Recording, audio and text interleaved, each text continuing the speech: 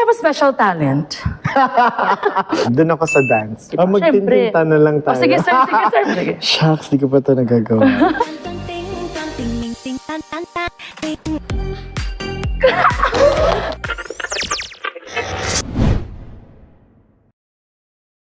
Hi, Ka-Primers! Welcome to Primer Pod, your Primer Insider. This is your scoop to our Ka-Primer executives.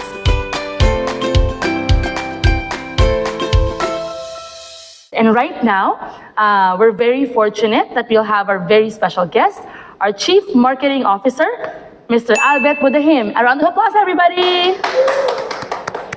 So, Sir Albert, parang nagulat ako ngayon na you're not wearing a coat. What is your inspiration for today? Because Ka-Primers, actually, si Sir Albert is one of our best dressed here in the office. Thanks for that, Tina. As a marketer, one of the disciplines I've learned when I was younger was to really force myself to wear and put my feet into different shoes. One of the brands we own is Sludgers. Yes. So on certain days, I would force myself to be wearing a leather shoes. And leather shoes is perfect for a coat and tie. And I've chosen that to be on Tuesday because on Tuesday, that's the Retail Mancom meeting. And I want to remind myself that, hey, it's about how do we level up to a point that we become a global company. And then on other days, like today, I wear primer brands alternately. May Adventure Day ako, I have a Birkenstock Day, and recently, I have a Shorts Day now, which is on Thursdays. Force ourselves to put on a different kind of shoe in the office, which will remind us that, hey, it's about the customers and shoppers to think as a mom, think as a young professional, think as a college student. No? And we can't do that if we're always on our comfortable everyday, yun na lang yung damit natin. Yes, thank you, Sir Albert, for giving us that tip. So, Ka-Primers always come to the office best dressed and well dressed. A lot of our Ka-Primers would want to know, how did you start becoming in love with marketing? Marketing was not really my dream. When I was younger, I wanted to become a doctor. Wow. Kasi my mom's sister was a doctor. Yung doctor mayaman, nagpapadala sa amin ng pera. And then growing up, we of course face realities na, we cannot afford pala. I had to adjust. And then I saw na, these sales people, marketing people, they're given a car. As they go from one store to the next, they call the client, libre din yung cellphone. So I was that poor na I cannot get these things. And I couldn't see myself saving that much money. So nag-shift ako from being a doctor to how do I make more money. So in fact, before I was marketing, I wanted to be a salesman. And then I went to call center. I was a call center agent. I did telemarketing. From sales to marketing. That's the reason why you speak very well, sir, pala.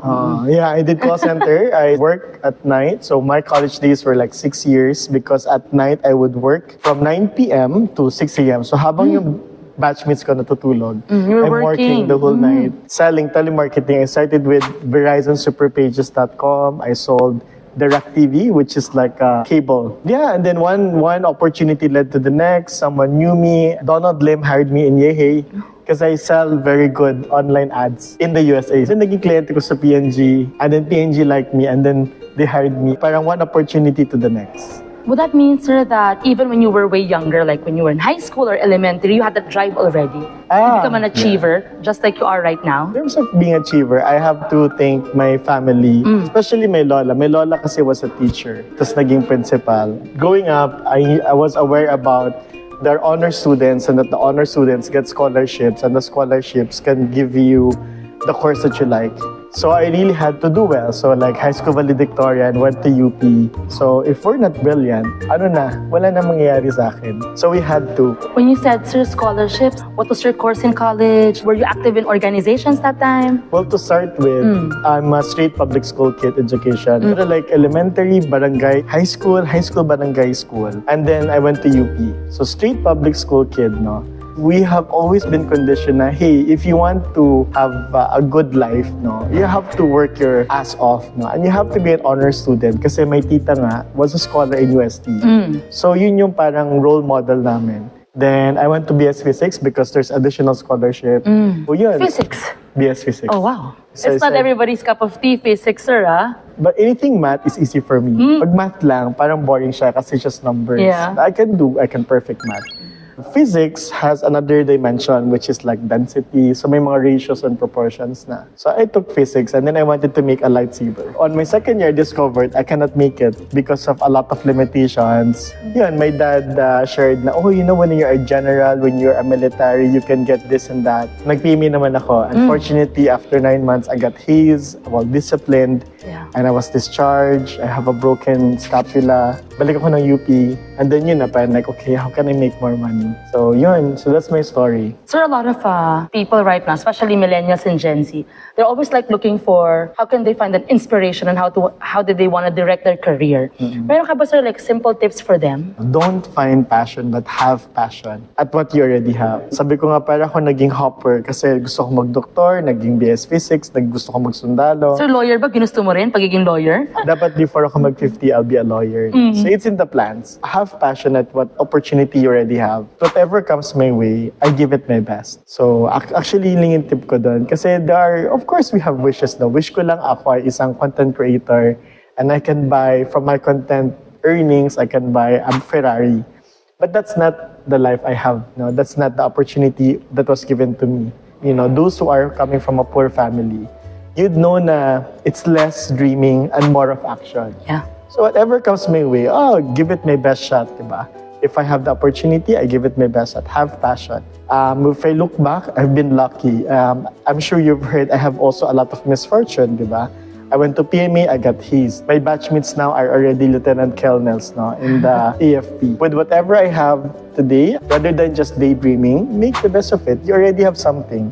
So that's a very, very good tip for all ka-primers right now, to be passionate and to maximize whatever opportunity shared with you. A lot of us would like to travel, and it seems you're a very well-traveled person. Meron ka ba, sir, country na you would like to push us na, sige, go there kasi ito maganda doon? So I've been to 27 countries. My wife has a lot more. She has 45. Oh my gosh! The favorite place, I would say Europe. Kasi in Europe, you drive like 2 hours, 4 hours, you will be in a different country and they would have a totally different culture, architecture, very different nature as well. In 1 month's time, you can go like, 14, 16 countries. Definitely something worthwhile to pursue and kasing mahal lang siya ng USA. So kung you can dream going to USA, but USA, you go around, it's still one country.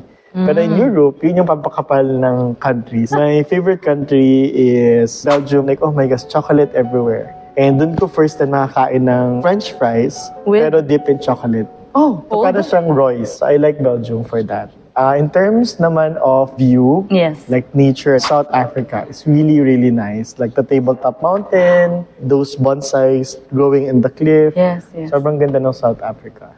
A lot of us would like to know, sir, what is your role right now as Chief Marketing Officer and how will it help the company grow bigger? Well, the role that was given to me or challenge that was given to me by our CEO, how do we become world-class marketeers? Primer Group right now is at a point where, yes, we're a Filipino company, but we have a global outlook.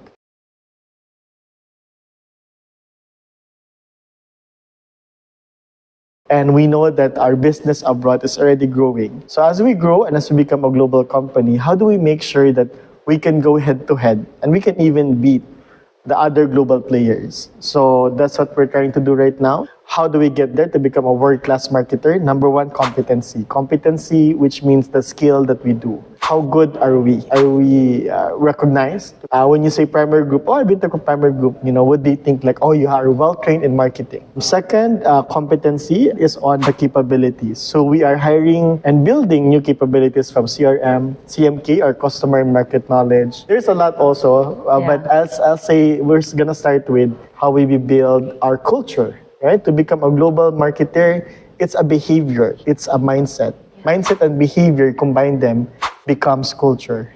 Sir, thank you for sharing with us that dream of how the board of directors would envision the company. Pero Sir Albert, ngayon na sobrang busy ka with your responsibility here. Do you still have time to do other things?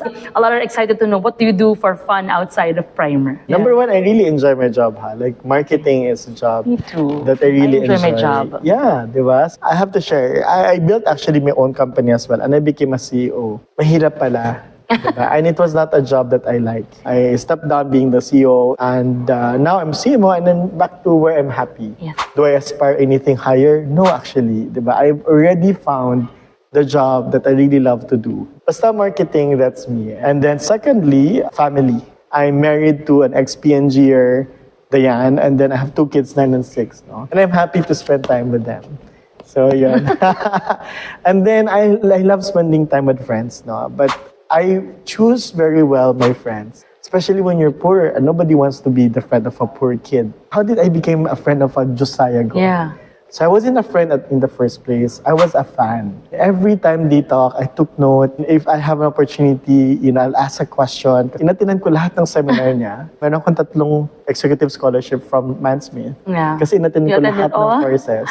And then I would always show up to seminars. No? Until one day sabi niya, you know what? I think it's time for you to share what you know. And join Mansmith. Sabi ko, sir, no, I'm just here. I'm just really a fan. How you build the set of friends, sometimes you have to start, baba ka muna. I've always seen myself as a fan and student. But when I look at Sir Jimmy, wow, I'm a fan, I'm a student. Miss Dina, fan and student. And that's actually the character that I always assume.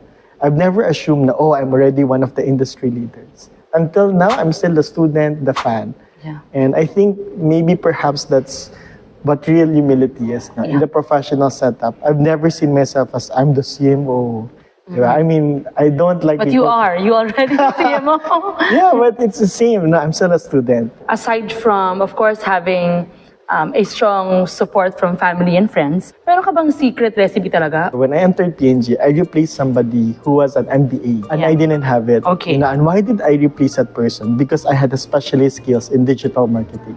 Which was very unique that time. This is way back earlier. And then that taught me a lesson na, it's not just about gaining a title. It's about a certain skill. What I have are certifications. It's not a title like MBA title. Yeah. But I'm certified to do marketing. Many to do things. Digital. Yeah. And I really learn one skill at a time. Don't study for a title's sake. Diba? I've seen MBAs, kinalimutan after 1 year, hindi na nila alam yung MBA. Learn enough so that you'll have a skill. And when you have a skill to do things faster, skill to help others, a skill to bring out the best in others, no? That's the leadership certification.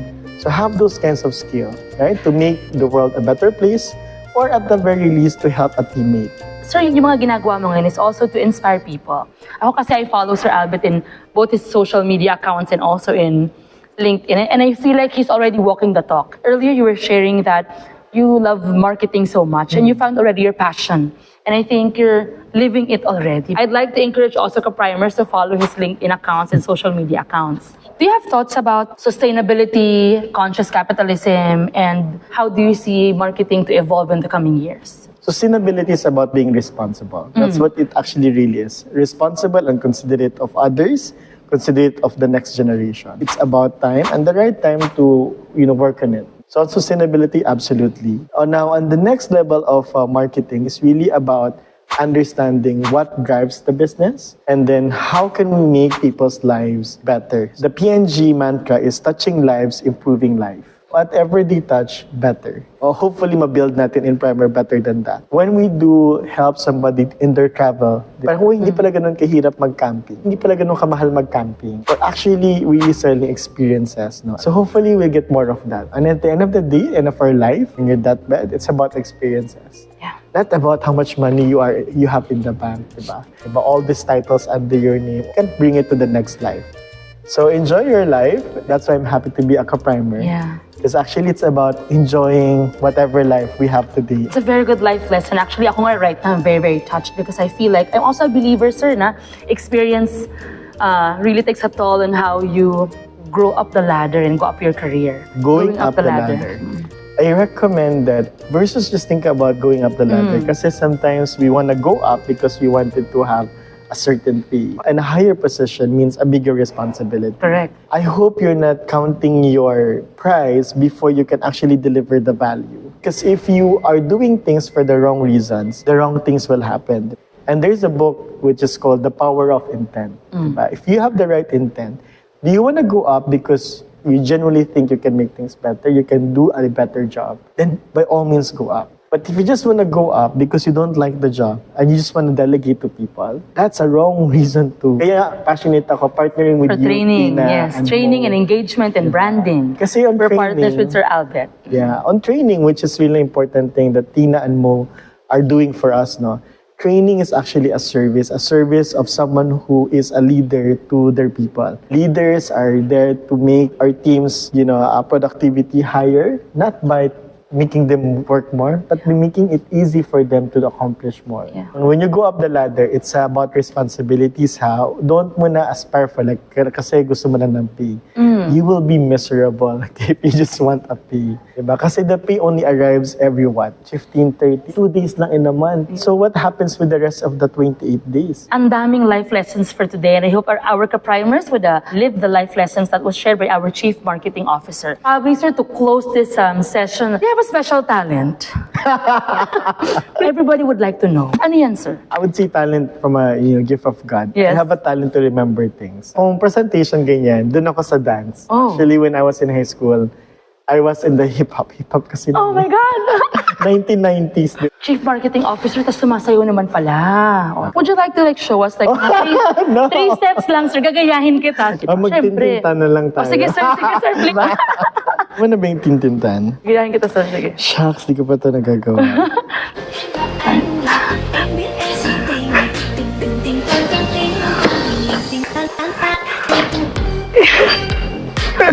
Bye, ka-primers!